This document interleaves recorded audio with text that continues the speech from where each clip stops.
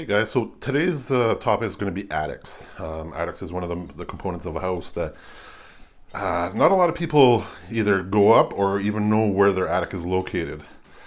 Um, Most of the time, it'll be in one of their bedroom closets.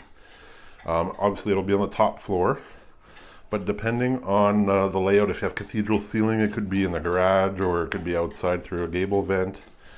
There's a lot of different possibilities. But if you do decide to go up in an attic, you have to be very careful. Um, Everything is hidden underneath the insulation, so you could be stepping on an electrical wire or even go through the drywall, and you don't want to disturb anything up there. If you have any kind of blown in insulation, if you do step on it, you're going to want to make sure that you fluff it up again to give it that proper R value. Without further ado, I'm going to go up the attic, and then I'll see you guys up there.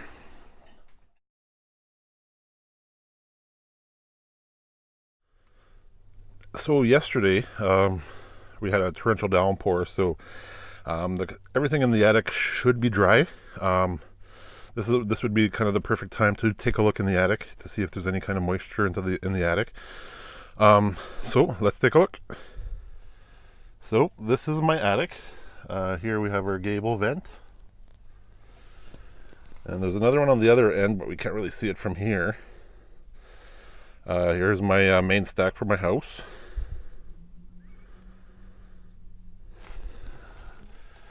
We have our fan for the kitchen, the outtake there, and then we have both bathrooms. We have one here, as you can see, they're all insulated, as well as the main bathroom right next door. You're going to want to make sure that those are insulated, purely because during the winter time you don't want any kind of condensation in there, and then once you turn the fan off, it could turn into freezing either at your vents or you don't want to cause any kind of damage. Also, as you can see, right around the access hatch, we have fiberglass batts, but the rest of it is wood shavings. Wood shavings are one of the main, I guess, type of insulation during that time period. It could either be, fiberglass, blown-in fiberglass, cellulose, vermiculite. There's a whole bunch of different types of insulation that you can have. I'm going to be posting up the most common insulation, and as well as their R value. The R value for most of Canada and the US, they want to be between 30 and 50.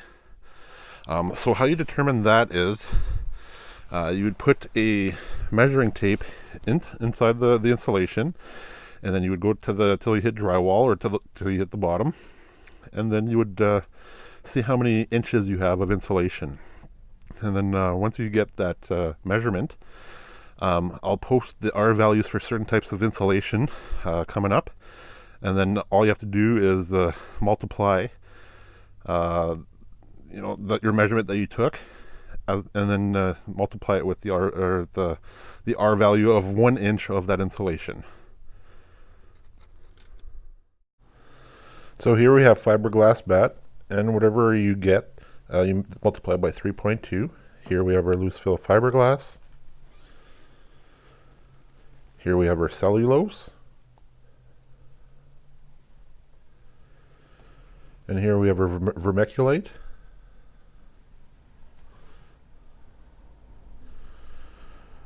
Our loose fill mineral wool. Our mineral wool batts.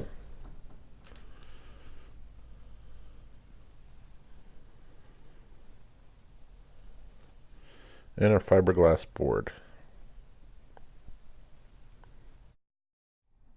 Now, if you decide to add more insulation because you find out that you don't have enough, what you're going to want to do though is you're going to want to make sure that you see at the end there, that's where the soffits and the fascia is.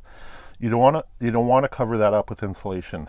So you're going to want to put some baffles in there, and then what that'll do is it'll stop when you do put the insulation in. If you have blown in or even wood shavings like this, you don't want that to go, because you want proper ventilation in the attic. Another thing you can do is, I know since I'm from Manitoba Hydro, they do have an insulation program that they run. If you qualify for it, they will pay for the material, and depending on your financial situation, they also pay for the cost of putting it down. So I can put a link up to that page right down below here, and then you can go take a look. So if you remember when I was showing you the gable vent, that's where it is. And then also a lot of houses have the a vent up on the roof, or even the ridge vents. And that's where the soffit and the fascia is. You don't want to and that's open air to the attic, and you want to make sure that there's no insulation on there, so there's proper airflow. And word to the wise, you want to make sure that if you do get a contractor or even a handyman to come add the insulation or do any kind of work anywhere on the house, make sure you get 3 quotes. And also you can ask for references, or even to make sure that they're insured and properly all have their paperwork and everything in order. Because the last thing you need is something does happen, you try to go call them, nobody answers, they're out of business, or you never know. So as long as you keep an eye out on the attic, and make sure your shingles and everything are up to par, your fascia, your soffit, everything in your vents, your ridge vents, your gable vents, any type of venting, everything's in proper order, you're good to go.